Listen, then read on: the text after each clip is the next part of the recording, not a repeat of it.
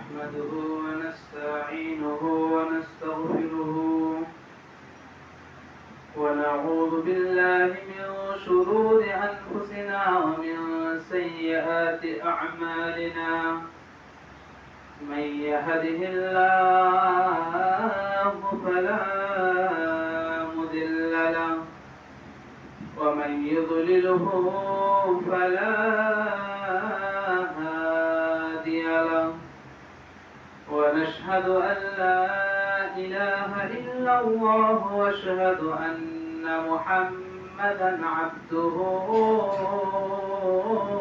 ورسوله أما بعد فأعوذ بالله من الشيطان الرجيم بسم الله الرحمن الرحيم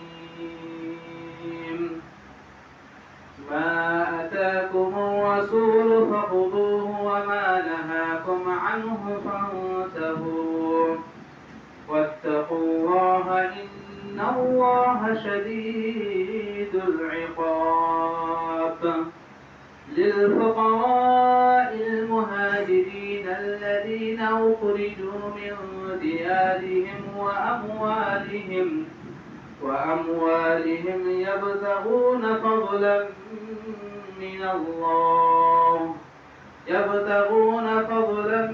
من الله ورضوانا وينصرون الله ورسوله أولئك هم الصادقون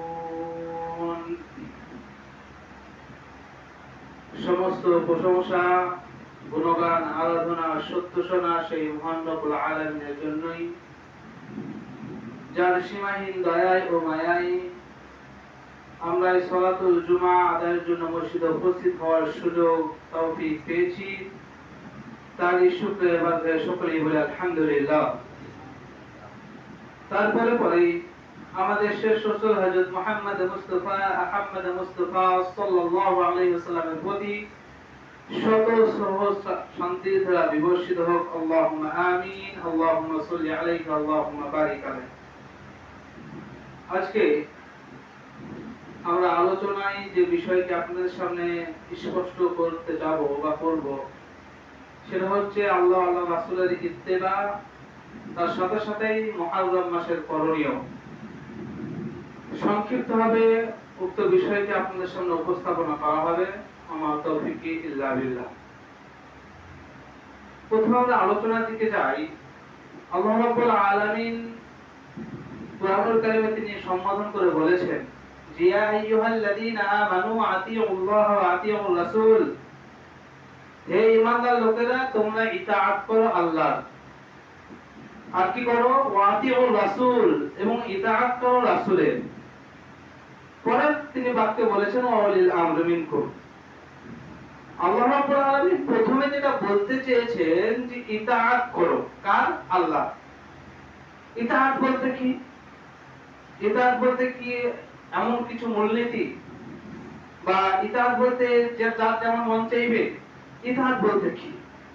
আল্লাহ এখানে বললেন যে ইয়া আইয়ুহাল্লাযীনা আমানু আতিউল্লাহ, হে ঈমানদার লোকেরা, পৃথিবীতে তোমরা যারা ঈমান এসেছো, তোমরা যারা আল্লাহকে বিশ্বাস করো, যারা ফেরেশতা মণ্ডলীকে বিশ্বাস করো, যারা কিতাবের প্রতি বিশ্বাস রেখেছো, এই যে ঈমানের 6টা রুকুন যারা বিশ্বাস করো, যারা মুসলিম, যারা ঈমানদার, তোমাদেরকে বলছি তোমরা আল্লাহর ইতাআত করো।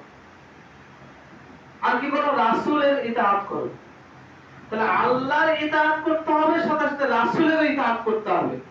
ইতাআত বলতে কি সংক্ষিপ্তভাবে একটু বুঝি। ইতাআত বলতে এমন কিছু অনুকরণ যা বিন্দুমাত্র নিজস্ব মস্তিষ্ক না খাটানো।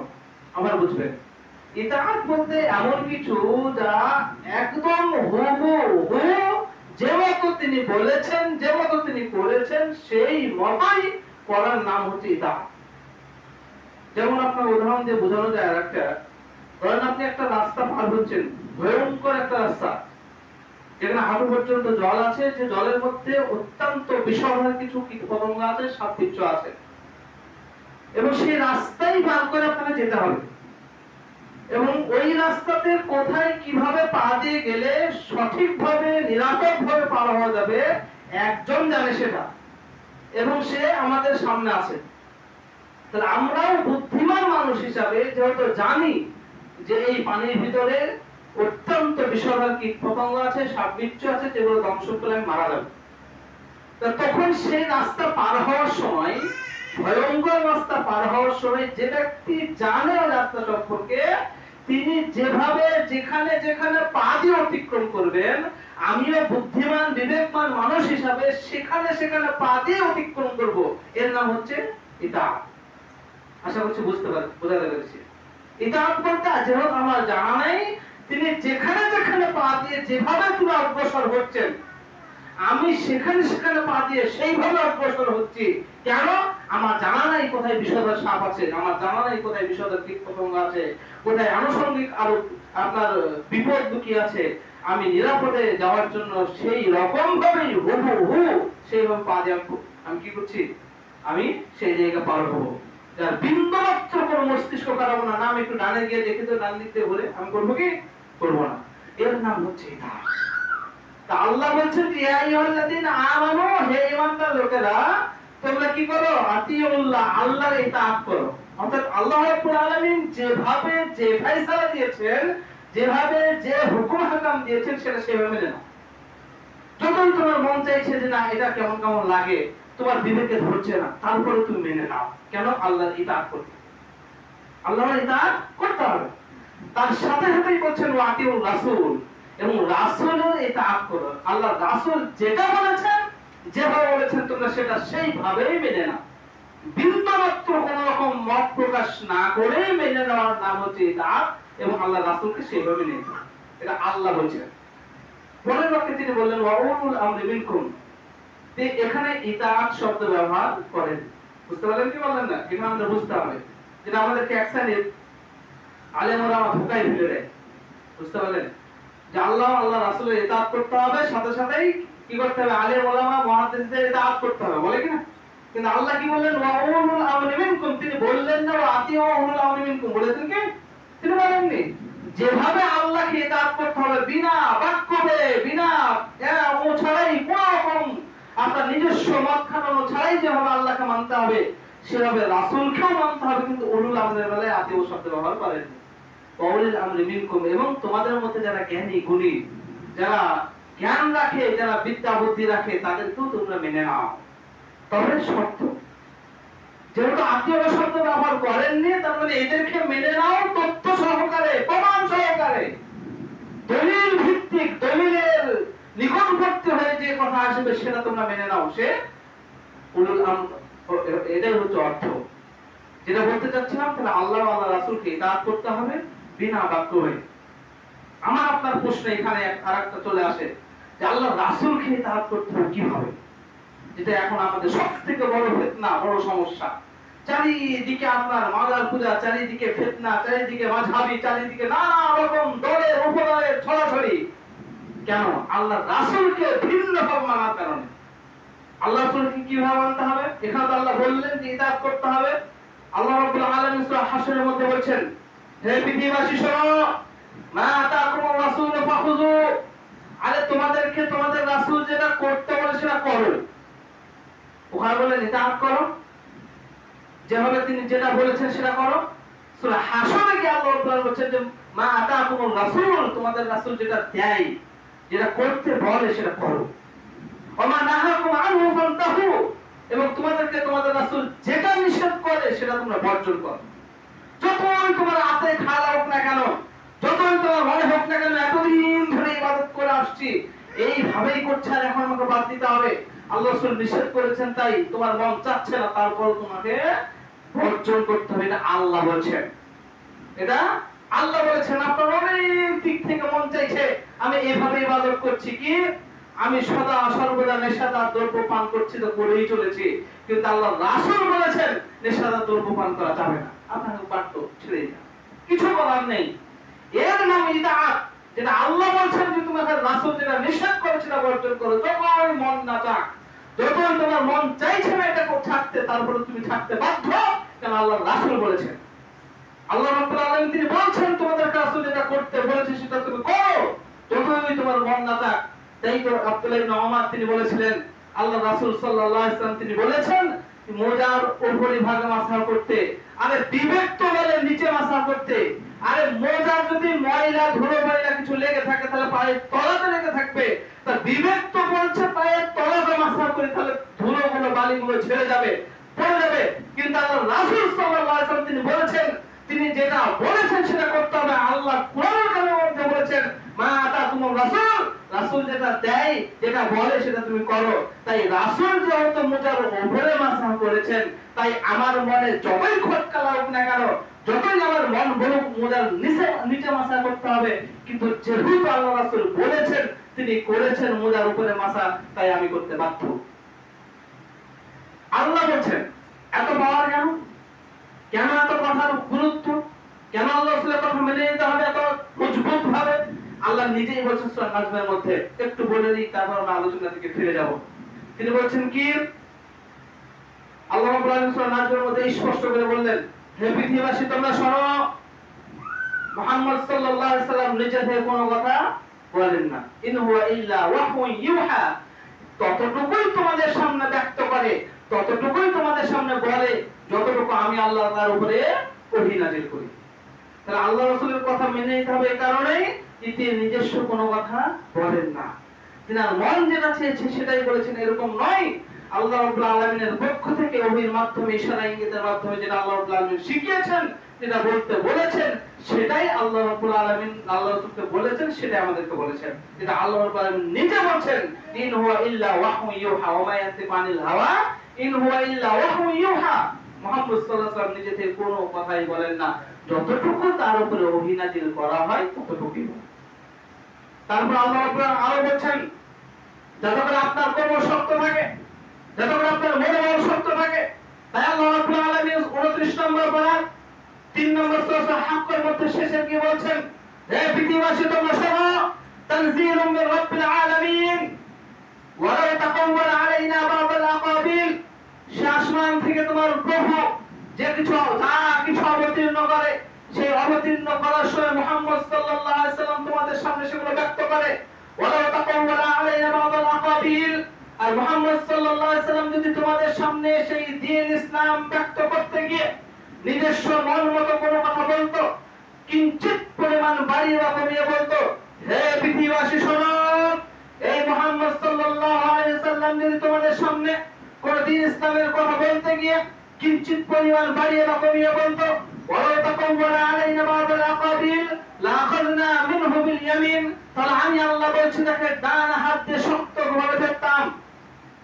লাআখাযনাহু মিনহু বিল ইয়ামিন সুম্মা লাকাতা'না মিনহুল ওয়াতিন, শুধু তাকে ডান হাত দিয়ে শক্তভাবে ধরেই আমি ক্ষান্ত হতাম না, আমি তাকে ডান হাত দিয়ে শক্তভাবে ধরার পরে সুম্মা লাকাতা'না মিনহুল ওয়াতিন, তার চেহারা কেটে দিতাম, তার স্পাইনাল কর্ডটা কেটে দিতাম, অর্থাৎ তাকে আমি হত্যা করতাম। এই কথা আল্লাহ বলেছেন। এত বড় হুমকি, এত বড় হুমকি স্বয়ং মুহাম্মদ রাসূলুল্লাহ সাল্লাল্লাহু আলাইহি ওয়াসাল্লামের জন্য কুরআনুল কারীম 29 নম্বর পারা 3 নম্বর সূরা হাক্কের শেষের দিকে আল্লাহ এইভাবে ব্যক্ত করছেন যে মুহাম্মদ সাল্লাল্লাহু আলাইহি ওয়াসাল্লাম যদি নিজে থেকে কোনো কথা বলতো, আমার নাম দিয়ে বাড়িয়ে বলতো, আমি বলিনি, তারপর তার উম্মতের উপর চাপিয়ে দিত, আমি তাকে ডান হাত দিয়ে শক্ত হয়ে ধরতাম, তারপর তার চেহারা কেটে দিতাম, স্পাইনাল কর্ড কেটে দিতাম, এইভাবে তাকে হত্যা করতাম। লাআখাযনা মিনহু বিল ইয়ামিন সুম্মা লাকাতা'না মিনহুল ওয়াতিন ফামা মিনকুম মিন আহাদিন আনহু হাজিজিন, আর কেউ তোমরা তাকে বাঁচাতে পারতে না, কেউ তোমরা তাকে রক্ষা করতে পারতে না। সেই মুহাম্মদ সাল্লাল্লাহু আলাইহি ওয়াসাল্লামের জন্য এত বড় হুঁশিয়ারি, আর আমি আপনি 2 টাকা পেলেই তো ফুটো উল্টে যাই, আমাদের জন্য কি হবে? আমরা তো মানুষকে নিয়ে বিল প্রচার করতে ব্যস্ত। আমি তো নিজের স্বার্থ ছাড়া ফতোয়া দিই না, আমি যখনই যেদিকে বৃষ্টি আসে সেদিকে ছাতা ধরি, এইভাবে আমি দুনিয়াতে চলাফেরা করে আমার জন্য কি রকম হুঁশিয়ারি হতে পারে, যেখানে মুহাম্মদ সাল্লাল্লাহু আলাইহি ওয়াসাল্লামকে পর্যন্ত আল্লাহ ছাড় দিচ্ছেন না। বর্তমান তো দেখতে গেলে অবাক হতে হয়, এক শ্রেণীর মানুষ তারা নিজেদেরকে এত উপরে নিয়ে গেছে, তাদের মানুষকে আবার তাদেরকে দিয়ে চেষ্টা করে। আপনার এক শ্রেণীর মানুষ আছে যারা নিজেদেরকে বীর ভাবে এবং মানুষকে তার কাছে সিজদা করায়, অথচ আল্লাহ রাসূল সাল্লাল্লাহু আলাইহি ওয়াসাল্লাম তিনি বলেছেন, হে পৃথিবীবাসী শোনো, আরে আল্লাহ ছাড়া যদি অন্য কাউকে সিজদা করা জায়েজ হলো, আল্লাহ ছাড়া যদি অন্য কাউকে সিজদা করার অনুমতি দিত, তাহলে আমি বলতাম পৃথিবী নাইদেরকে বলতাম তোমরা যেন তোমাদের নাইদেরকে তোমাদের স্বামীদেরকে সিজদা করো। আল্লাহ ছাড়া কারোর কাছে সিজদা করা চাই না, আল্লাহ ছাড়া অন্য কাউকে সিজদা করা হারাম। আর এখন বর্তমানে মানুষ হয়ে অন্য মানুষকে সিজদা করে, আশ্চর্য না? সামান্যতম কিঞ্চিত পরিমাণ ইসলামের কথা এদিক ওদিক করার ক্ষমতা নাই মুহাম্মদ রাসূলুল্লাহ সাল্লাল্লাহু আলাইহি ওয়াসাল্লামের। আর আমি আপনি সেই ইসলামকে বাইপাস করে, ইসলামকে নিজের ঢোলের মতো বুঝে, নিজের মতো করে বুঝে মানুষকে তার ইবাদতের জায়গা করে দিয়েছে। আশ্চর্য ব্যাপার। অথচ আল্লাহ রাব্বুল আলামিন তিনি বলছেন যেটা আমি বলেছি তার কিঞ্চিত পরিমাণে দেওয়া হবে না। এই কারণেই আল্লাহ বলছেন মা তাকুমু রাসূল, রাসূল যেটা বলে সেটা পালন করো, যেটা তোমাদেরকে বলেছে সেটা মেনে নাও, যেটা নিষেধ করেছে সেটা তোমরা বর্জন করো। অতএব আমাদের ইবাদতের মানদণ্ড হতে হবে, আমরা যতটুকু যে ইবাদতই করি না কেন সেটা রাসূলের দেওয়া হতে হবে। মূলনীতি মনে রাখবেন, যতই আমি বলি না কেন, যতই ইমাম ওই কাবাঘরের ইমাম বলুক না কেন, যত বড় হুজুর বলুক না কেন, যদি রাসূলের দেওয়ার নীতি না থাকে, রাসূলের বলা না থাকে, তো সেটা করা যাবে না। কথা আল্লাহ বলেছেন মা তাকুমু রাসূল, রাসূল যেটা দেয় সেটা করো। ওমা নাহাকুম আনহু ফান্তাহু, আর রাসূল যেটা নিষেধ করে সেটা বর্জন করো। রাসূল যেটা নিষেধ করে সেটা বর্জন করো। যতই আপনার হাতে ঘা লাগুক না কেন, যতই আপনি 20 বছর ধরে কোন একটা আমল করে আসেন না কেন, যদি রাসূলের নিষেধ সেটা আপনাকে ছাড়তে হবে, কিছু করার নেই। এটাই আল্লাহ বলেছেন। অতএব আমাদের ইবাদতের মূল নীতি হিসেবে যেটা মনে রাখতে হবে, আমি যতটুকুই ইবাদত করি না কেন, যেভাবেই করি না কেন, তাতে যেন রাসূলের নির্দেশনা থাকে। আর আমি যদি সারা জীবনে একটি মাত্র সিজদা করি আল্লাহর কাছে, সেই সিজদাটা হতে হবে আল্লাহর বলা অনুপাতে, রাসূলের নিয়ম অনুসারে, তবেই সেই সিজদাটা কবুল হবে। সংক্ষেপে একটু বলি, আল্লাহ রাব্বুল আলামিন তিনি 5 ওয়াক্ত সালাত ফরজ করেছেন। 5 ওয়াক্ত সালাত ফরজ করেছেন।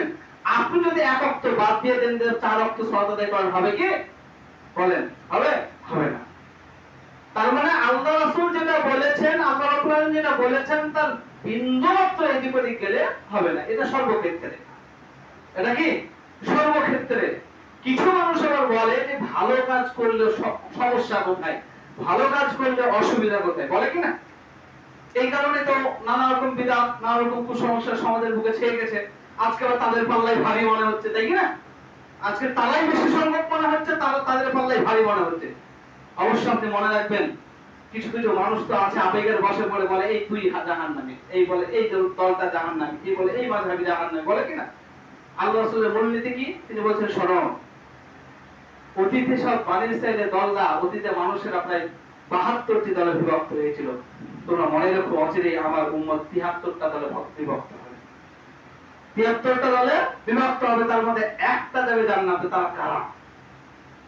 তাদের মূলনীতি কি? আপনার মনে হতে পারে আজকে দুনিয়ার অধিকাংশ মানুষই তো শিয়া, অধিকাংশ মানুষই তো আপনার কি বলছে ইহুদি, অধিকাংশ মানুষই তো খ্রিস্টান, অধিকাংশ মানুষই তো মাযহাবী। আপনার মনে হতে পারে, কিন্তু আল্লাহ রাসূল বলেছেন শোনো, আরে 73টা দল হবে, তার মধ্যে একটা যাবে জান্নাতে। সে হচ্ছে আমি আর আমার সাহাবাগণ যে নীতিতে আছে, যে পদ্ধতিতে আছে, তার মধ্যে যারা থাকবে তারাই হবে জান্নাতি। সে হতে পারে মাযহাবী, হতে পারে হানাফি, হতে পারে মালিকি, হতে পারে শাফি, হতে পারে আহলে হাদিসের যে মতাদর্শের হোক না কেন, যে মতাদর্শের অন্তর্গত হোক না কেন, যদি সে আল্লাহ আল্লাহ রাসূলের সাহাবায়ে কেরামের মত মেনে নেয়, তাদের মতো আমল আখলাক করে, সেই যাবে জান্নাতে। সে যেভাবে হোক, যে সম্প্রদায়ের হোক, যেভাবে চলুক না কেন। কিন্তু আমাদের মধ্যে একটা কোণঠাসা, এই দলটা যাবে না, এই দলটা যাবে জান্নাতে, এরা সবাই কাফের। নাউযুবিল্লাহ। এসব যেন আমরা কাদা ছড়াছড়ি না করি। মূল নীতি হচ্ছে এটাই, রাসূল যেটা বলেছেন, তিনি যেভাবে চলেছেন, সেই মতো আমাদেরকে চলতে হবে। এখানে যেটা বলতে যাচ্ছে, অনেকেই বলে ভালো জিনিসটা করলে সমস্যা কোথায়? তাই যদি হবে আমরা 5 ওয়াক্ত সালাত আদায় করি, নামাজ পড়া তো অত্যন্ত গুরুত্বপূর্ণ আমল। নামাজ পড়লে আল্লাহ রাসূল বলেছেন তার পাপ সব ধুয়ে মুছে সব পরিষ্কার হয়ে যায়। কেমন হবে? তোমার বাড়ির সামনে ধরে একটা নদী আছে, যে নদীতে তুমি যদি দিনে 5 বার গোসল করো, তোমার দেহে কোনো ময়লা আবর্জনা লেগে থাকবে? কোনো ময়লা আবর্জনা লেগে থাকবে না। অনুরূপ যে ব্যক্তি 5 ওয়াক্ত সালাত আদায় করে, তার কোনো পাপই থাকবে না। তাই সালাত একটা ব্যতিক্রম ইবাদত, যার প্রতিক্রিয়া হচ্ছে পাপ মুছে যায়, ডিলিট হয়ে যায়, ভ্যানিশ হয়ে যায়। তাহলে দিনের রাতে 5 ওয়াক্ত সালাত আদায় করছি দিনের রাতে, তা আরেকটা ওয়াক্ত বাড়িয়ে দিই, ভালো কাজ করলে সমস্যা কোথায়, তাই কি না? বলেন, 5 ওয়াক্ত সালাত আদায় করছি, সালাত তো বিশাল ভালো কাজ, বিশাল নেকির কাজ। আল্লাহ রাসূল যখন আপনার মেয়েরাজে গেছিল, সবচেয়ে গুরুত্বপূর্ণ আমল হচ্ছে সালাত। এই সালাত নিয়ে এসেছিলেন, এত বড় গুরুত্বপূর্ণ একটা ফজিলত, তার দিনে রাতে 5 ওয়াক্ত পড়ি, তা আরেক ওয়াক্ত বাড়িয়ে দিলেই বা কি হবে, ভালো কাজ। বলেন হবে? কি মনে হয় আপনাদের? হবে কি? হবে না। তাহলে এত বড় গুরুত্বপূর্ণ ইবাদত, ভালো ইবাদত, নামাজ পড়া, ভালো কাজ, এটা চুরি ডাকাতি নয়, তাই কি না? চুরি করাও নয়, ডাকাতিও নয়, আপনার ছিনতাইও নয়, জেনাও নয়, সুদও নয়, ঘুষও নয়, কিছু তো নয়। নামাজ পড়া ভালো কাজ, আগত তো বাড়িয়ে দেবো, বলবেন হবে না। এই নামাজের মধ্যে আবার সেজদা এত গুরুত্বপূর্ণ যে আল্লাহ রাসূল বলছেন, বান্দা যখন সালাত আদায় করতে করতে যখন সেজদায় যায়, তা আল্লাহর বিশেষ রহমতের দৃষ্টিতে তার দিকে তাকায়। তার প্রত্যেকটা রাকাতে কয়টা সেজদা দিই বলেন? কয়টা দিই? দুটো দিই কিনা? তা এত যখন গুরুত্বপূর্ণ, তা আমি আরেকটা সেজদা বাড়িয়ে দেব, হবে কিনা? ভালো কাজ তো, খারাপ তো কাজ নয়। তার একটা সেজদা যদি বাড়িয়ে দিতে সমস্যা কোথায়? আপনি বলেন হবে না। এরপর আবার কিছু মানুষ বলেন নিষেধ কোথায় লেখা আছে, তাই না? যখন আপনি বলতে যাবেন যে এটা করো না ভাই, এটা তো ইসলামে নাই, তখন আপনাকে পাল্টার পর প্রতিক্রিয়া দেখাবে যে নিষেধ কোথায় আছে দেখাও, বলবে কি না? তা ধরেন আমি জোহরের নামাজ 4 রাকাত পড়ছি, আসরের নামাজ 4 রাকাত পড়ছি, মাগরিবটা 3 রাকাত। সবাই মিলে আলোচনা করে বললাম যে নামাজ পড়া তো ভালো কাজ, আজ থেকে মাগরিবটাও জোর করে দেবো, তো 4 রাকাত পড়বো, হবে? বললেন হবে না। আমি যদি বলি নিষেধ কোথায় আছে, কোন হাদিসে আছে? পৃথিবীতে যত হাদিস গ্রন্থ আছে, বুখারী, মুসলিম, আবু তিরমিজি, নাসাই, ইবনে মাজাহ, দারকুতনি, দারিমি, বাইহাকি, মুসলিম, আবু শাইবা, যত হাদিস গ্রন্থ আছে, কোন একটা হাদিস গ্রন্থের কোন একটা পাতায় উল্লেখ আছে যে তোমরা মাগরিবের নামাজ 4 রাকাত পড়ো না? নিষেধ তো নাই, বলে কি না? যখন আপনি কাউকে বলতে যাবেন, কোন মাযহাবী ভাইকে বলেন বা কোন আপনার আকীদা ভ্রষ্ট মানুষকে কিছু শিখাতে যাবেন, তাদের একটাই প্রশ্ন, নিষেধ কোথায় আছে? তা আমি যদি বলি মাগরিবের নামাজ আজ থেকে 4 রাকাত পড়বো, সবই নামাজ তো চোর, সে জোহর বলেন, আসর বলেন, এশা বলেন, ফজর বলেন, সবই জোর। তো মাগরিবটা কি দোষ করলো? তো মাগরিবটা আজ থেকে 4 রাকাত পড়বো, জোর করবো, নামাজ পড়া ভালো কাজ, অসুবিধা কোথায়? আপনি বলেন না, হবে না। তা আমি যদি এবার বলি আপনাকে, গলা ভেঙে একবারে চিৎকার করে বলেন যে নিষেধ করা আছে, দলিল দেখাতে, নিষেধ কোথায় আছে? হাদিস আছে, বুখারী, মুসলিম, যত হাদিস গ্রন্থ আছে পৃথিবীর মধ্যে, কোথাও আছে যে তোমরা মাগরিবের নামাজ 4 রাকাত পড়ো না? এরকম কোন হাদিস পৃথিবীতে আছে? তো নিষেধের দলিল তো নাই, নিষেধ তো কোথাও নাই। এর দোহাইতে যদি আমি মাগরিবের নামাজ 4 রাকাত পড়ি, তা হবে বলেন? হবে না। এর মূলনীতি কোথায় গেল? আল্লাহ রাসূল যেটা বলেছেন তাতে সীমাবদ্ধ, তাই তো নাকি? না, বুঝতে পারছেন না আমার কথাটা? আল্লাহ রাসূল যেটা বলেছেন তাতে সীমাবদ্ধ। তিনি বলেছেন মাগরিবের নামাজ 3 রাকাত পড়তে, তিনি নিজে 3 রাকাত পড়েছেন, তাই আমরা পড়ছি। আমি যদি বলি যে নিষেধ তো কোথাও নাই, আজ থেকে 4 রাকাত পড়বো, হবে? হবে না। যেমন ওই রকম হলো, একজন বলছে ভাই নিষেধের দলিল দেখাও, নিষেধ কোথায় আছে? তাকে বলা হচ্ছে ভাই একটা 25 টাকার নোট দাও তো, বুঝতে পারলেন? বলছে ভাই 25 টাকার নোট তো হয় না। আপনি যখন বলছেন কোন ভাইকে যে ভাই এটা এইভাবে করতে হয়, এটা এটা ঠিক নয়, এই দিন ইসলাম এইভাবে আছে, আল্লাহ রাসূল এইভাবে বলেছেন, তখন আপনাকে বলছে নিষেধ কোথায় আছে দেখাও। আমি যে এইভাবে নামাজ পড়ছি, বা আমি পীরের কাছে গিয়ে সেজদা করছি, বা আমি মাজারে গিয়ে চাদর চড়াচ্ছি, তার নিষেধ কোথায় আছে দেখাও, বলে কিনা? তো তাকে যখন বলবেন যে ভাই 25 টাকার একটা নোট দাও, সে বলবে 25 টাকার নোট হয় না। কি বলবেন? 25 টাকার নোট হয় না। আরে ভাই তাও তোমাকে বলছে 25 টাকার নোট, সে বলবে আরে ভাই নাই তো, তোমার দেবো কি? এবার আপনি তো বলেন নাই, তার প্রমাণ দাও। বুঝতে পারলেন না মনে হয় আমার কথাটা? 25 টাকার নোট যে নাই, তার কি প্রমাণ? তুমি প্রমাণ দাও। তুমি বলছো হয় না, তুমি হয় না বললে আমি মেনে নেবো? আপনি যেই মাজার পূজারীকে বলছেন ভাই মাজারে গিয়ে সেজদা করতেন, এটা হারাম, তুমি বলছেন কোথায় নিষেধ আছে দেখাও, তাই কি না? আরে ভাই আল্লাহ রাসূল বলেনি, করেনি, তাই নাই আমার হাদিসে, তা নিষেধ আছে ভাই কি দেখাবো? বলছেন না, নিষেধ আছে কোথায় সেটা দেখাতে হবে। তো ওইটা দেখা যদি বলেন 25 টাকার নোট দাও, সে বলবে নাই। তা নাই তার প্রমাণ কি? তুমি নাই তার প্রমাণ দেখাও। তার মানে কি? সরকার অ্যাভেলেবল করেনি, সরকার ছাপায়নি, আমার আপনার কাছে নাই, তার মানে নাই। আর হাদিসে আল্লাহ রাসূল বলে যাননি, সাহাবায়ে কেরামরা কোনোদিন করেননি, তাই হবে না। এর জন্য নিষেধের আলাদা করে দলিল থাকার কোনো প্রয়োজন নাই, এটা আপনাকে বোঝাতে চাচ্ছি। যখন বলছেন এইভাবে সালাত আদায় করে আপনার দোয়া করার প্রয়োজন নাই, জামাবদ্ধ হয়ে দোয়া করিয়েন না, তখন নিষেধ কোথায় আছে দেখান, বলছি কি না? আরে ভাই নিষেধের কোনো দলিল থাকে না। আরে বিদআত তো সেটাই যেটা আল্লাহ রাসূল বলেননি, যেটা তিনি নিষেধও করেননি, যেটা আদেশও করেননি, এটাই তো বিদআত। আর যদি আদেশ করে থাকবেন তো সেটা তো আদেশের খাতায় পড়ে যাবে। আল্লাহ রাসূল বলেছেন 5 ওয়াক্ত সালাত আদায় করো, আল্লাহ রাসূল বলেছেন হালাল রিজিক খাও, আল্লাহ রাসূল বলেছেন মেয়েদেরকে হত্যা করো না, আল্লাহ রাসূল বলেছেন তোমরা হারাম থেকে বেঁচে থাকো, এগুলো তো নিষেধের আদেশের খাতায় গেল, তাই কি না? আল্লাহ রাসূল নিষেধ কিছু বলেছেন, তোমরা মদ খেও না, তোমরা জেনা করো না, তোমরা সুদ খেও না, এগুলো নিষেধের খাতায় গেল। তা নিষেধই যদি থাকবে তো সেটা তো নিষেধের দিকে যাবে, আর আদেশ যদি থাকবে সেটা আদেশের দিকে যাবে। এর মধ্যবর্তী কিছু জিনিস যেগুলো তুমি ইবাদত মনে করে কোনো নির্দেশনা না থাকার পরেও যদি করো তো এটাই তো বিদআত। বিদআত হওয়ার জন্য আবার দলিল লাগে নাকি? যে আল্লাহ রাসূল বলেছেন যে এটা বিদআত, এটা করো বিদআত, আর সেগুলো করলে বিদআত হবে, ঠিক না? আর আল্লাহ রাসূল বলেননি হেতু সেটাই আপনি ইবাদত মনে করে করছেন, এটাই তো বিদআত। অতএব আসুন আমরা ইত্তেবা করি আল্লাহ আল্লাহর রাসূলের, তিনি যে মতো বলেছেন সেই মতো করার নামই হচ্ছে ইবাদত। বাইপাস কিছু ভালো মনে করে করাটাই হচ্ছে বিদআত। যতই আপনার মন মস্তিষ্ক বলেন না কেন যে এটা ভালো, কিন্তু সেটাই হবে বিদআত, যেটা আল্লাহর রাসূল বলেছেন।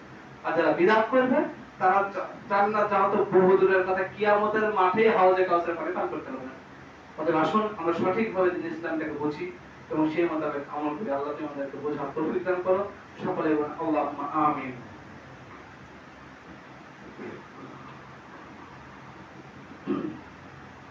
আলহামদুলিল্লাহ ওয়াহদা ওয়াসসালাতু ওয়াসসালামু আলা মান লা নাবিয়্যা বাদা, আম্মা বাদ। আমরা দ্বিতীয় অংশে এসে সংক্ষিপ্তভাবে মুহররম সম্পর্কে একটু আলোচনা করি। আল্লাহ রাব্বুল আলামিন কুরআন কারীমের মধ্যে বলেছেন যে তিনি যেদিন পৃথিবী জমিন আসমান সৃষ্টি করেছেন সেদিনই তিনি মাসও নির্ধারণ করেছেন 12টি। মাসের সংখ্যা তিনি নির্ধারণ করেছেন 12টি। তার মধ্যে 4টি মাস হচ্ছে অতি সম্মানীয় মাস। যেমন আমাদের বাংলা ইংরেজি বলেন কিনা সব মাস 12টা, অনুরূপ আরবি মাসও কয়টি? 12টি। আরবি মাস আমাদের প্রথম শুরু হয় মুহররম মাস দিয়ে। যেমন বাংলায় শুরু হয় বৈশাখ, ইংরেজিতে শুরু হয় জানুয়ারি, আরবি মাস শুরু হয় মুহররম দিয়ে, যেটা আমাদের সামনে আগত। আর 13-14 দিন পরেই আমাদের মুহররম মাস শুরু হবে। আল্লাহ রাব্বুল আলামিন যেটা বলেছেন যে 12টি মাসের মধ্যে 4টি মাস হচ্ছে অতি সম্মানীয়। সে 4টি কি? সেটা রমাদানের পর থেকে শুরু, যুলকাদা, যুলহিজ্জা আর মুহররম, পরপর 3টি মাস। আরেকটা মাস হচ্ছে রজব মাস। এই 4টি মাস অত্যন্ত সম্মানীয় এবং মহত্বপূর্ণ, যেটা আল্লাহ রাব্বুল আলামিন তিনি সূরা তওবার মধ্যে উল্লেখ করেছেন। সেই 4টি অতি সম্মানীয় মাসের মধ্যে একটা গুরুত্বপূর্ণ মাস হচ্ছে মুহররম, যেটা আমাদের সামনে আগত। এই মুহররম মাস সম্পর্কে যেটা আল্লাহ রাসূল সাল্লাল্লাহু আলাইহি ওয়াসাল্লাম তিনি বলেছেন যে আফজালুস সিয়াম বা'দা রমাদান, যে উত্তম সিয়াম, উত্তম রোজা হচ্ছে রমাদানের পরে এই শাহরুল্লাহ, এই আপনার মুহররম মাসের যে সিয়াম, আশুরার যে সিয়াম, এই সিয়াম। তাহলে মুহররম মাস যেটা আমাদের সামনে আগত, আজকে আপনার যুলহিজ্জা মাস, যেটা বছরের শেষ মাস আরবি বছরের, এই যুলহিজ্জা মাসে আজকে সম্ভবত 16 তারিখ। তাহলে এই 13-14 দিন পরেই কি হবে? আমাদের মুহররম মাস শুরু হবে। এই মুহররম মাসের 10 তারিখের একটা সিয়াম, যেটাকে আশুরা বলা হয়, তবে আশুরা, এই আশুরার দিনের সিয়ামের কথা আল্লাহ রাসূল সাল্লাল্লাহু আলাইহি ওয়াসাল্লাম বলছেন যে আফজালুস সিয়াম, সবথেকে উত্তম সিয়াম, সবথেকে উত্তম সিয়াম কিসের পরে? বা'দা রমাদান, রমাদানের সিয়ামের পরে উত্তম সিয়াম হচ্ছে আশুরা সিয়াম। অর্থাৎ এই মুহররম মাসের যে আশুরা সিয়াম আছে 10 তারিখে, 10 তারিখে এই সিয়াম এত ফজিলতপূর্ণ যে আল্লাহ রাসূল বলছেন যে রমাদানের পরের সবথেকে উত্তম সিয়াম হচ্ছে এই সিয়াম।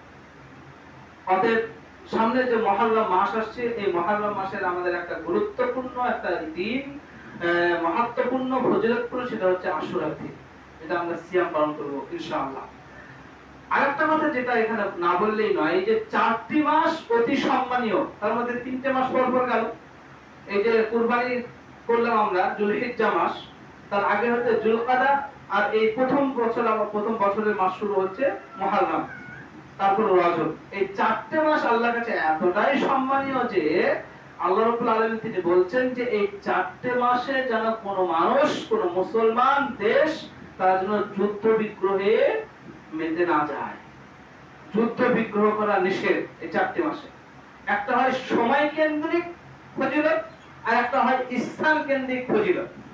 যেমন হারাম জায়গা বলা হয় আমাদের হারাম শরীফ যেটা বলি কিনা না, এটা হচ্ছে স্থান কেন্দ্রিক। ওই জায়গাতে আপনি বৈধ কিছু কাজও আপনার জন্য হারাম, যেমন শিকার করা হারাম, বুঝতে পারলেন, কাউকে হত্যা করা হারাম। মদিনাতেও আপনার হারাম এরিয়া আছে যেখানে আপনার এরকম বৈধ কিছু কাজ করা হারাম। এটা হলো স্থান কেন্দ্রিক। আর সময় কেন্দ্রিক হচ্ছে 4টি মাস, যে যুলকাদা, যুলহিজ্জা, মুহররম আর রজব। এই 4টি মাসে যুদ্ধ বিগ্রহ করা কি হারাম। কিন্তু বর্তমান পৃথিবীতে এমন মানে মুসলমান মানুষ হওয়ার পরেও এই 4টি মাসের কোনো গুরুত্ব নেই। মারামারি, যুদ্ধ বিগ্রহ, হানাহানি, রাজধানী লেগে আছে তাছে। যেখানে খ্রিস্টানরা পর্যন্ত, ইহুদিরা পর্যন্ত মূল্যায়ন করে, কিন্তু মুসলমান হওয়ার পরেও এই 4টে মাসের কোনো গুরুত্ব নেই। আরে দেশীয় ভাবে তারা তো দেশে যুদ্ধ বিগ্রহ নিষেধ আছে, ঠিক আছে, আরে আপনি পারস্পরিক আপনি কারোর সঙ্গে যুদ্ধ বিগ্রহ, মারামারি, লড়াই ঝামেলায় লিপ্ত হবেন। এটাই মূলত শিক্ষা এখান থেকে। তাহলে আমরা কি শিখলাম? এই 4টি মাসের অত্যন্ত সম্মান আছে, গুরুত্ব আছে, মাহাত্ম্য আছে। এই 4টি মাসের অনেক ইবাদত আছে। যেমন যুলহিজ্জা মাসের প্রথম 10টা দিনের ইবাদত ফজিলত অত্যন্ত গুরুত্বপূর্ণ। এই যুলহিজ্জা 4টে মাসের মধ্যে একটা আছে ইয়াউম আরাফাত, অত্যন্ত গুরুত্বপূর্ণ ফজিলতপূর্ণ দিন। এই 4টি মাসের মধ্যে একটা সবথেকে মহান একটা নিদর্শন, একটা ইবাদত পালন হয়, সেটা ইয়াউমুন নাহার, কুরবানির দিন। এই 4টে মাসের মধ্যে একটা গুরুত্বপূর্ণ ইবাদতের দিন বলতে সেটা হচ্ছে আশুরার দিন, মুহররমের 10 তারিখ। এইগুলো কিন্তু এই 4টে মাসেই সব বেশি প্রযোজ্য, বেশি আছে। এবার আমাদের করণীয় যেটা হচ্ছে, সংক্ষিপ্ত বলি, যে মুহররম মাসের 10 তারিখে সিয়াম পালন আমরা করব। এই ফজিলত কি?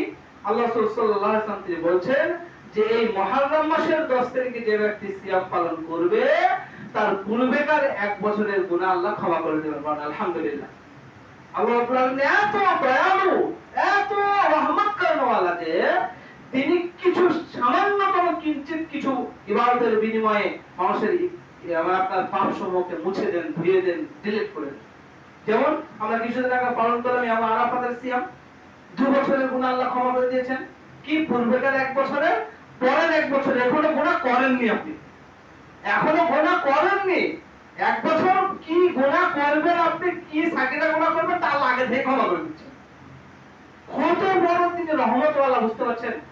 কত তিনি মানুষকে ভালোবাসেন। অনুরূপ ভাবে এই 10ম তারিখে এর ইতিহাস কি সংক্ষিপ্ত বলি। এই আপনার 10 তারিখের যে সিয়ামের ইতিহাস, আল্লাহ সাল্লাল্লাহু আলাইহি সাল্লাম মক্কা থেকে যখন মদিনা গেলেন, মক্কা জীবনেও, মাক্কি জীবনেও তিনি এই সিয়াম পালন করতেন, কিন্তু কারণ তিনি অতটা নিখুঁত ভাবে জানার চেষ্টা করেননি, জানতেও পারেননি। মাক্কি জীবন থেকে যখন মদিনায় চলে গেলেন, সেখানে গিয়ে দেখছে সেখানকার ইহুদিরা, যারা আহলে কিতাব, তারা এই 10 তারিখে সিয়াম পালন করছে। তাহলে রাসূল বলছেন তোমরা এই 10 তারিখে সিয়াম পালন করো কেন? তোমরা কেন করো? তা বলছেন যে এই 10 তারিখে ওই ফেরাউনের হাত থেকে মুসা আলাইহিস সালামকে আল্লাহ তাআলা নাজাত দিয়েছিলেন, যার শুকরিয়া স্বরূপ মুসা আলাইহিস সালাম কি করেছিলেন? সিয়াম পালন করেছিলেন। তাই আমরাও করি। আল্লাহ রাসূল সাল্লাল্লাহু আলাইহি ওয়াসাল্লাম বলেছেন, আরে সে তো আমার ভাই, আমি নবী, সেও নবী, তাহলে আমি তো বেশি ভক্ত রাখি তাহলে সেই ইবাদতটা পালন করার জন্য। অতএব তোমরা মনে রেখো এই 10 তারিখ আমিও সিয়াম পালন করব। এই যে বলেছেন না কিছু সাহাবা বলেছেন, আল্লাহ রাসূল আপনি যে সদা সর্বদা বলেন যে আহলে কিতাবের বিপরীত করতে হবে, ইহুদি খ্রিস্টানরা যা করে তার বিপরীত করতে হবে, কেন তিনি বলেছেন মান তাশাব্বাহা বিকওমিন ফাহুয়া মিনহুম, আর যে ব্যক্তি তাদের সাদৃশ্য অবলম্বন করবে কিয়ামতের দিন তাদের সঙ্গে উঠবে। তারা যে 10 তারিখে সিয়াম পালন করে তা আপনি যে করব বলছেন? আল্লাহ রাসূল চুপ করো, ঠিক আছে শোনো, আর আগামী বছর যদি আমি বেঁচে থাকি তাহলে 9 তারিখ সিয়াম পালন করব। আগামী বছর যদি আমি বেঁচে থাকি তাহলে 9 তারিখও সিয়াম পালন করব। 10 তারিখ হবে ওই মুসা আলাইহিস সালাম যে পরিত্রাণ পেয়েছিলেন, আল্লাহ তাকে পরিত্রাণ দিয়েছিলেন ফেরাউনের হাত থেকে, তার শুকরিয়া স্বরূপ। আর 9 তারিখে হবে ইহুদি খ্রিস্টানরা করে তাদের বিপরীত করার জন্য। তাহলে এই মুহররমের যে সিয়াম সেটা আমরা পেলাম কয়টি? 2টি। এক হচ্ছে তাদের বিরোধিতা করার জন্য, 2 হচ্ছে আপনার মুসা আলাইহিস সালাম যে নাজাত পেয়েছিলেন তার শুকরিয়া স্বরূপ। অতএব আমাদের আশুরার সিয়াম পালন করতে হবে 2টি। এখানে একটি কথা না বললেই নয়, এখানে ইবাদতের ক্ষেত্রেও সেই ইহুদি খ্রিস্টান নাসারাদের বিপরীত করার জন্য আল্লাহ রাসূল বললেন যে আমি 9 তারিখে সিয়াম পালন করব। আজকে তো আপনার ঘরে ওই পাশ্চাত্য দেশের ইহুদি খ্রিস্টানদের কৃষ্টি কালচার আপনার ঘরে ঘরে করা আছে, তাই না? বর্তমান সামাজিক রীতিনীতিতে এত জঘন্য হয়ে গেছে, যেটা পরে একদিন আলোচনা হবে, সেগুলো তো আপনার কৃষ্টি কালচার আপনার কাছে ভরা আছে আছে ওই পাশ্চাত্য দেশের ইহুদি খ্রিস্টানদের কৃষ্টি কালচার, তাদের মতো চুল কাটা, তাদের মতো স্টাইলিশ হওয়া, তাদের মতো চলাফেরা করা, তাদের মতো আপনার ফিউচার প্ল্যান সব তাদের মতো করে আপনি তৈরি করছেন। অথচ আল্লাহ রাসূল বলছেন মান তাশাব্বাহা বিকওমিন ফাহুয়া মিনহুম, মনে রাখো যে ব্যক্তি যেই জাতির অনুসরণ করবে অনুকরণ করবে কিয়ামতের দিন তাকে তার সঙ্গে উঠানো হবে। ইবাদতের ক্ষেত্রেও তাদের বিপরীত আল্লাহ রাসূল করছেন। আর আপনি মুসলমান ঘরের সন্তান হওয়ার পরেও আপনি সেই মুশরিকদের মতো পাশ্চাত্য দেশে অন্ধ অনুকরণ করতে গিয়ে তাদের কৃষ্টি কালচারকে আপনার ঘরে লালন পালন করছেন। সেই শিয়াদের আকীদা সহ আপনার ঘরে লালন পালন করছেন। প্রত্যেকটা মানুষের শিয়াদের বেড়াদারে এখনো পর্যন্ত সেখানে মুক্ত হতে পারেনি, তার মধ্যে এখনো নিমজ্জিত আছে। শিয়াদের চক্রান্ত বলতে গেলে বহু সময় লাগবে, যেটা এই মুহররম মাসের সঙ্গে জড়িত আছে, যেটা এখন বলতে চাচ্ছি না, সময় হয়ে গেছে। তাই এখন আপনাদের সামনে যেটা আলোচনা করতে চাচ্ছি, এই সংক্ষিপ্ত ভাবে মুহররম মাসের 10 তারিখ এবং 9 তারিখ আপনারা সিয়াম পালন করবেন। যদি 9 তারিখ করা সম্ভব না হয় তাহলে 10 তারিখ করবেন, তারপর 11 তারিখও করবেন, অর্থাৎ দুটো সিয়াম পালন করবেন। হয় 9-10 করবেন, আর যদি 9 তারিখে সম্ভব না হয়ে থাকে, কোনো কারণবশত পারেননি, তাহলে 10 তারিখ করার পর 11 তারিখও করবেন। তিনটা করবেন তা নয়, দুটো, হয় 9-10 নাহলে 10-11, দুটো সিয়াম পালন করবেন, যার বিনিময় পূর্বেকার 1 বছরের গুনাহ আল্লাহ ক্ষমা করে দেবেন। বলেন আলহামদুলিল্লাহ। আল্লাহ কত দয়ালু, কত গুনাহ করেছে আমি আপনি হিসাব দিতে পারবো না। অবশ্যই বলে সাগীরা গুনাহ কত যে গুনাহ করেছেন সারা বছরের, আরে 24 ঘন্টার হিসাব যদি একটা যুবকের কাছে চান আপনি দিতে পারবেন না। আল্লাহ 24টা ঘন্টা একটা যুবককে নিয়ামত হিসাবে দিয়েছে, আর এক কুলাঙ্গার যুবক 22 ঘন্টা মোবাইল দেখে কাটিয়ে দেয়। এখানে যদি হিসাব চান আপনি হিসাব দিতে পারবেন কত পাপ করেছে? আর আল্লাহ বলছেন গোটা 1 বছরের জন্য তুমি পাপ করেছো, যত সাগীরা গুনাহ করেছো, আর শুধু একটা দিন সিয়াম পালন করো, আমি আল্লাহ তোমার সমস্ত গুনাহ ধুয়ে মুছে রিজেক্ট করে দেব। আলহামদুলিল্লাহ। অতএব আসুন আমরা এই তার অল্প সময়ে স্বল্প ইবাদত করে অনেক অশেষ পুণ্যের অধিকারী হতে পারি এবং পরকালে জান্নাত লাভ করতে পারি। সকলে বলুন আল্লাহুম্মা আমিন। আল্লাহ তোমার কাছে দোয়া করি আমরা যেন এই 10 মুহররম যে তুমি ফেরাউনের হাত থেকে মুসা আলাইহিস সালামকে তুমি নাজাত দিয়েছিলে, তার জন্য আমরা শুকরিয়া স্বরূপ এই দিনটাকে আমরা সিয়াম পালন করতে পারি, এবং তোমার নবীর যে ইহুদি খ্রিস্টানদের বিরোধিতা করার জন্য 9 তারিখ করতে বলেছেন, আমরা যেন 9 ও 10 তারিখ করে তোমার সেই সুন্নাত, তোমার নবীর সুন্নাত পালন করে পরকালে আমরা নাজাত পেতে পারি, তার তৌফিক দাও। সকলে বলুন আল্লাহুম্মা আমিন। এখান থেকে একটা শিক্ষা যে মানুষ যতই বেড়ে যাক না কেন, যতই অত্যাচারী হোক না কেন, কোন একটা সময় দেওয়ালে পিঠ ঠেকতেই হবে। যেমন ফেরাউন মানুষকে অধ্যত্ত দেখিয়ে দিনের বেলায় জবাই করত। দিনের বেলা আরে মানুষকে তো হত্যা করতে করতে নিজের প্রিয়তমা স্ত্রীকে অত্যাচার করেছিল আসিয়াকে। কত নিষ্ঠুর ছিল, সে কখনো ভাবেনি যে আমি মানুষকে এইভাবে অত্যাচার করছি, আমি একদিন অসহায় হয়ে মারা যাবো। সে কোনোদিন ভাবেনি। কিন্তু আজকেও যারা ধর্মীয় ভাবে হোক বা আপনার বংশীয় ভাবে হোক বা সামাজিক ভাবে হোক নির্মম মানুষের উপরে অত্যাচার জুলুম করছে, এদের একদিন দেওয়ালে পিঠ ঠেকতেই হবে, শুধু সময়ের অপেক্ষা। মনে হচ্ছে চতুর্দিকে আপনার ওই লামাঝাবি বেশি বা মাঝাবি বেশি এইসব নানা রকম ভাবে আপনাকে কন্ট্রাক্ট করে দিচ্ছে।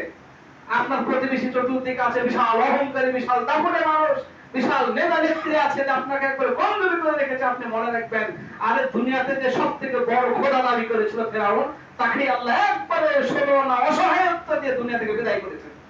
পানিতে ডুবিয়ে, না কোনো পাথর চাপা দিয়ে মেরেছেন তাও নাই, ভূমিকম্প দিয়ে মেরেছেন তাও নাই, যে বিদ্যুৎ পৃষ্ঠ করে মেরেছেন তাও নাই, বাঁধ ফেলেছেন বুকের উপর মেরেছেন তাও নাই, পানিতে ডুবিয়ে মেরেছেন একবারে ছলনা অসহায়ত্ব দিয়ে। যে যত বড় জুলুম করবে তাকে আল্লাহ তত অসহায়ত্ব দিয়ে দুনিয়া থেকে বিদায় দিবেন। এটা এখান থেকে শিক্ষা নিতে হবে। যে দিনে দিনে মানুষকে হত্যা করত, যারা ফেরাউনের অত্যাচারের শিকার হয়ে দুনিয়া থেকে চলে গেছে, তারা কোনোদিন কিন্তু বুঝতে পারেন যে ফেরাউনকে আল্লাহ এইভাবে ধ্বংস করবে। পেরেছিল কি? আপনাকেও আজকে যারা কোণঠাসা করছে, আরে সমাজের বুকে যারা নামাজ পড়ে না, যারা নেশাদার দ্রব্য নিয়ে মেতে থাকে, যারা দিনরাত জুয়া খেলা নিয়ে ব্যস্ত, যারা দিনরাত লটারি নিয়ে ব্যস্ত, তাদের নিয়ে সমাজের কোনো কথা নেই। একদিন বুকের উপর হাত বেঁধে নামাজ পড়ে তার পিছনে লেগে গেল। বুঝতে পারছেন না? আল্লাহ এদেরকে এমনি ছেড়ে দেবে? আরে দেখো হাদিস আছে আবু দাউদের যে নবীর নিচে হাত বাঁধা হাদিস, কিন্তু আবু দাউদ রাহিমাহুল্লাহ তিনি হাদিস সংগ্রহ করার সময় বলেছেন যে হাদিসুন যায়িফুন, এই হাদিসটা হচ্ছে দুর্বল। তারপরে দুই তিনটা পরে হাদিসের পরে তিনি হাদিস নিয়ে আসছেন যে আল্লাহ রাসূল সাল্লাল্লাহু আলাইহি ওয়াসাল্লাম সালাতের উপরে ওয়াজা ইয়াদাউল ইউমনা আলা ইয়াদাউল ইউসরা বিসাদরিহি, তিনি ডান হাতটা বাম হাতের উপর রেখে বুকের উপর করেছেন, বুকের উপর বেঁধেছেন, এবং হাযা হাদিসুন সাহিহুন, এই হাদিসটা হচ্ছে সহিহ। আরে বাবা আমি যদি এই হাদিস পড়ার পরে বুকে হাত বাঁধি তো তোমার কত লাগে গেল? যারা নামাজ পড়ে না, যারা কোরআনের সালাত আদায় করে না, তাদের নিয়ে তোমার কোনো মাথা ব্যথা নেই। আর আমি এই হাদিস পড়ার পরে যদি বুকে হাত বেঁধে নামাজ পড়ি, তুমি আমার পেছনে লেগে যাবে না? আরে বাবা তোমার যদি কোমর শক্ত থাকে তুমি নবীর নিচে হাত বাঁধো, তোমাকে তো নিষেধ করেনি, আমি বাঁধলে তোমার চলে কেন? আপনি ভাবছেন যে আল্লাহ এদেরকে নিষেধ দেবে? যারা নামাজ পড়ে না, যারা দিন রাত আপনার ওই জেনা করে বেড়ায়, যারা দিন রাত লটারি করে বেড়ায়, যারা দিন রাত নেশা করে বেড়ায়, যারা দিন রাত জুয়া খেলে বেড়ায়, তাদের জন্য সমাজের কোনো ভূমিকা নেই। আর যারা সেই আকিদা মোতাবেক আপনার হয়তো আমিন জোরে বলে, বুকের উপরে হাত বাঁধে, হয়তো এইভাবে সালাত আদায় করে, তাদের জন্য সমাজ মাথা রাখা। আশ্চর্য ব্যাপার। এইখান থেকে শিক্ষা নিতে পারলে ফেরাউনের মতো এরকম অত্যাচারী শাসককে আল্লাহ একবারে সুরহানা অসহায়ত্ব দিয়ে দুনিয়া থেকে বিদায় দিয়েছেন। এদের ঘর কিয়ামতের দিনে জালেমের কাঠগড়ায় দাঁড় হতে হবে, হতেই হয়। আরে বেটা তুমি ভালোভাবে বলো, তোমার যদি কোমরে শক্তি থাকে, কোমরে জোর থাকে, তুমি বলো যে এটা ভুল, এটা ঠিক, তুমি প্রমাণ করো, কিন্তু তুমি সমাজ থেকে বের করে দেবে না, তুমি তার উপরে ক্ষিপ্ত হয়ে যাবে না, তুমি তাকে জাহান্নামে বলবে না, তুমি তাকে সমাজ থেকে বের করে দিয়ে, মসজিদ থেকে বের করে দিয়ে, মারধর করে দেবে না, এত বড় সাহস তুমি পেলে কোথায়? আমাদের আসুন আমরা সঠিকভাবে দিন ইসলামটাকে পালন করি, কারোর প্রতি ক্ষুব্ধ না হয়ে, কাউকে কোন রকম আপনার কষ্ট না দিয়ে, কাউকে আপনার আমলের কষ্ট না দিয়ে, কাউকে কথার কষ্ট না দিয়ে সহিহ সুন্নাহ মোতাবেক আমরা জীবন যাপন করি। আল্লাহ যেন আমাদের প্রত্যেককে বিষয়গুলো বোঝার তৌফিক দান করেন, সকলে বলেন আল্লাহুম্মা আমিন। আল্লাহ তোমার কাছে খুতবা শেষে দোয়া করি, আমরা প্রত্যেকেই যেন সঠিক দিন ইসলামটাকে খুঁজে পাই, তার তৌফিক দাও, সকলে বলেন আল্লাহুম্মা আমিন। আল্লাহ তোমার কাছে আরো দোয়া করি, আমরা যেন সঠিকভাবে দিন ইসলামটাকে মেনে ইহকালেও আমরা সুখী থাকতে পারি এবং পরকালেও তোমার ওয়াদাকৃত জান্নাত লাভ করতে পারি, তার তৌফিক দাও, সকলে বলেন আল্লাহুম্মা আমিন। আল্লাহ আমরা যারা সহিহ আকীদায় ফিরে এসেছি, দিন ইসলামকে সঠিকটা বুঝেছি, তুমি আমাদেরকে সেই বোঝাটা কবুল করে নাও, সকলে বলেন আল্লাহুম্মা আমিন। আল্লাহ তুমি আমাদেরকে সঠিক পথের দিশারি করে কিয়ামত পর্যন্ত রাখো, সকলে বলেন আল্লাহুম্মা আমিন। আল্লাহ তুমি আমাদেরকে এই খেদমতটুকু সকলের কবুল করে নাও, সকলে বলেন আল্লাহুম্মা আমিন। এবার আজকের খুতবা এখানে শেষ করছি। ওমা আলাইনা ইল্লাল বালাগ। ইন্নাল্লাহা মালাইকাতাহু ইউসাল্লুনা আলান নবী ইয়া আইয়ুহাল্লাযীনা আমানু সাল্লু আলাইহি ওয়া সাল্লিমু তাসলিমা। আল্লাহুম্মা সাল্লি আলা মুহাম্মাদ ওয়া আলা আলি মুহাম্মাদ কামা সাল্লাইতা আলা ইব্রাহিম ওয়া আলা আলি ইব্রাহিম ইন্নাকা হামিদুম মাজিদ। আল্লাহুম্মা বারিক আলা মুহাম্মাদ ওয়া আলা আলি মুহাম্মাদ কামা বারাকতা আলা ইব্রাহিম وعلى آل إبراهيم إنك حميد مجيد. ربنا تقبل منا إنك أنت السميع العليم وتب علينا إنك أنت التواب الرحيم. سبحان ربك رب العزة عما يصفون وسلام على المرسلين والحمد لله رب العالمين. آمين.